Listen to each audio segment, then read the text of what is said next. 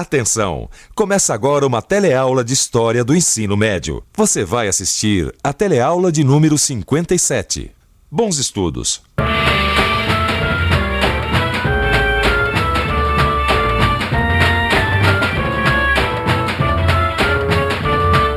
Você vai ficar sabendo como e onde começou a Segunda Guerra. Uma guerra que reuniu de um lado Alemanha, Itália e Japão, e do outro os países aliados, entre eles a Inglaterra, os Estados Unidos e a União Soviética. Você ainda vai ver como foram as principais batalhas dessa guerra e como ficou o mundo após o seu fim.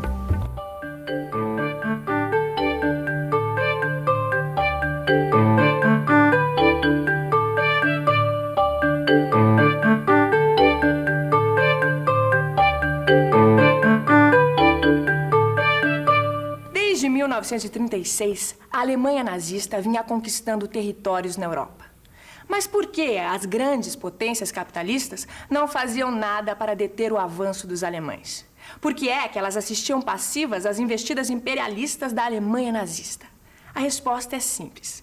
As grandes potências capitalistas achavam que uma Alemanha forte poderia bloquear o avanço da Revolução Comunista. E o líder alemão, Adolf Hitler, se aproveitou dessa situação e do clima anticomunista. No dia 1º de setembro de 1939, as tropas alemãs invadem a Polônia. Aí também já era demais. A França e a Inglaterra declaram guerra à Alemanha. E começa aí a Segunda Guerra Mundial. Em pouco tempo, a Polônia é derrotada e parte de seus territórios é anexada pelos nazistas. Daí para frente, a Alemanha avança sobre a Europa. Primeiro foi o norte. Hitler invade a Dinamarca e a Noruega. Depois vem a ofensiva na frente ocidental, quando os alemães violam a neutralidade da Holanda, Bélgica e Luxemburgo. E logo em seguida vem a França, onde Hitler ocupa todo o norte do país e a costa atlântica. Enquanto isso, na França ocupada...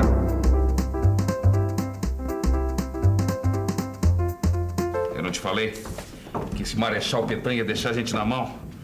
Que vergonha para a França. Mas ele não teve outra escolha. O exército alemão é muito mais forte do que o nosso. Bom, perder uma batalha não é vergonha nenhuma. Vergonha é perder e colaborar com o inimigo, que é o que esse Pétain está fazendo. Que absurdo. Instalar um governo no sul da França e investir. Um governo para colaborar com os nazistas. Mas a gente ainda tem o general Charles de Gaulle. Esse sim, um verdadeiro francês. Ele vai comandar a resistência francesa contra o exército alemão. Você vai ver. Mas de Londres, o que adianta?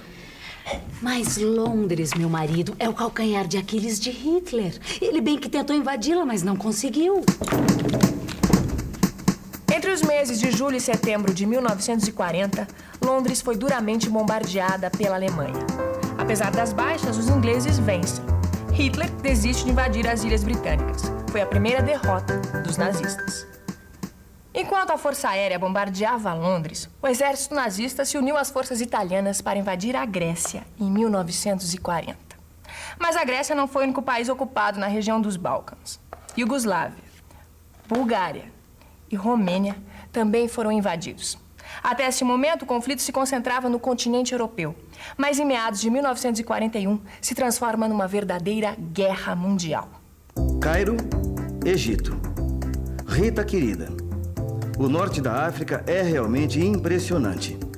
O Egito com suas pirâmides deixa a gente de queixo caído.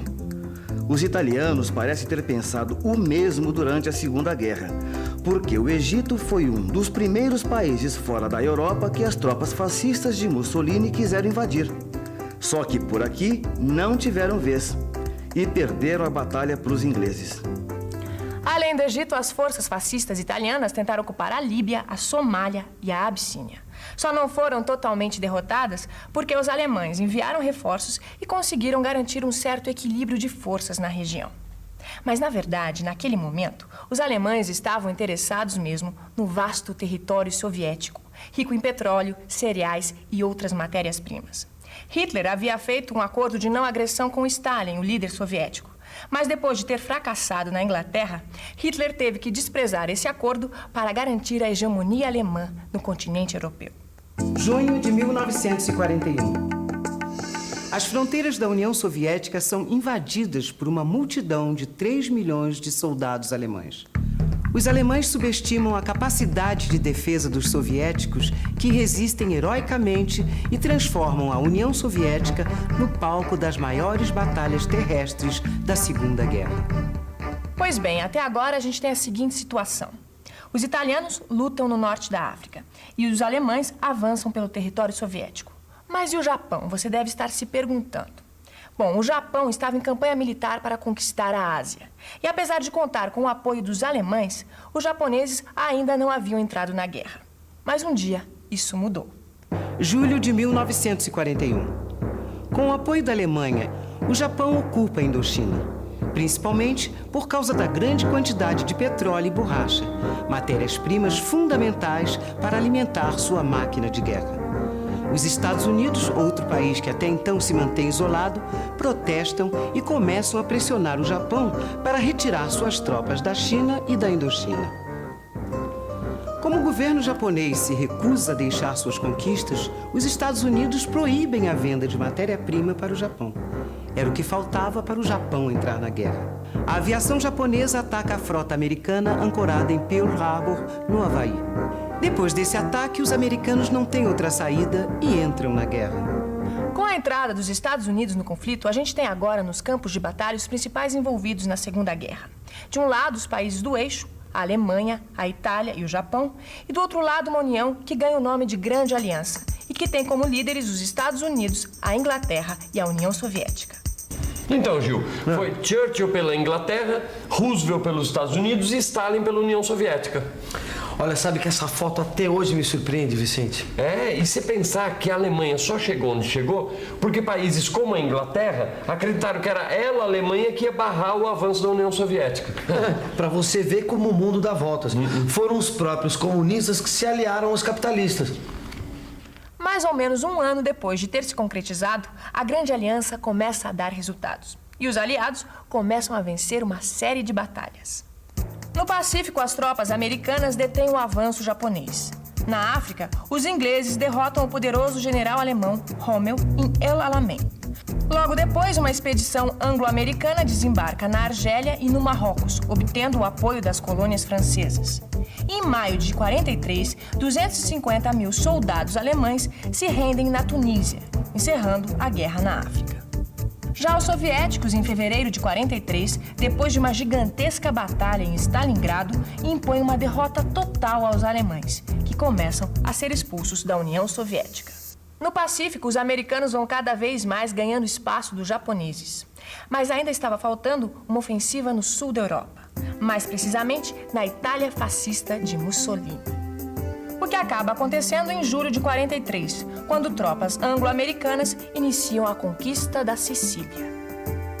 As tropas anglo-americanas que invadiram a Itália em 1943 eram formadas por tropas inglesas de vários países americanos, inclusive o Brasil, que enviou para a guerra a Força Expedicionária Brasileira. A luta na Itália se prolongou por mais 2 anos, até abril de 1945, quando Mussolini foi preso e executado por guerrilheiros italianos que lutavam contra o fascismo. Mas e no resto da Europa, como ia a guerra? 1944. O Exército Vermelho expulsa definitivamente os alemães da União Soviética e avança pela Europa, libertando os países bálticos, a Polônia, a Romênia, a Bulgária e a Iugoslávia. Enquanto os soviéticos avançam, os ingleses e americanos iniciam uma ofensiva na frente ocidental. 6 de junho de 1944. Os aliados iniciam a maior ação militar da Segunda Guerra Mundial. Os exércitos cruzam o Canal da Mancha e invadem as praias da região da Normandia, na França. O evento entrou para a história como o Dia D. Agosto de 1944. Os exércitos aliados e forças da resistência francesa libertam Paris. 30 de abril de 1945. As tropas aliadas alcançam Berlim, que já havia sido tomada pelos soviéticos. Hitler se suicida e a Alemanha se rende. Mas ainda faltava o Japão. Apesar dos americanos terem conseguido impor sua superioridade naval no Pacífico, onde conquistaram várias ilhas e retomaram as Filipinas, os japoneses continuavam resistindo. E para vencer de vez a resistência dos japoneses, os americanos decidem utilizar uma nova arma. a bomba atômica. Ah, então foi essa a primeira vez que usaram a bomba atômica? É, e sobrou para Hiroshima e Nagasaki, né? Você vê que as duas cidades ficaram praticamente destruídas.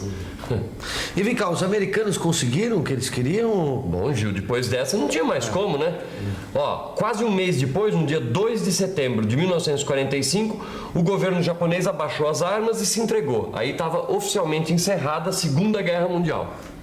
Com o fim da guerra, muitas coisas mudaram no cenário mundial. A começar pelo mapa político, que passou por uma total reorganização. O Japão e a Itália perderam as suas conquistas e a Alemanha teve seu território dividido ao meio.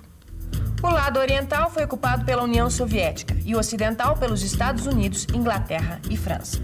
Além disso, a capital Berlim, apesar de estar no lado soviético, também foi dividida entre os 4 aliados. E atenção, se liga aí que é hora da revisão. Na teleaula de hoje, você viu que a Segunda Guerra começou depois que os alemães invadiram a Polônia. Uma guerra que reuniu, de um lado, Alemanha, Itália e Japão, e do outro, os países aliados, entre eles a Inglaterra, os Estados Unidos e a União Soviética. E por fim, você viu como ficou o mundo após o término da guerra.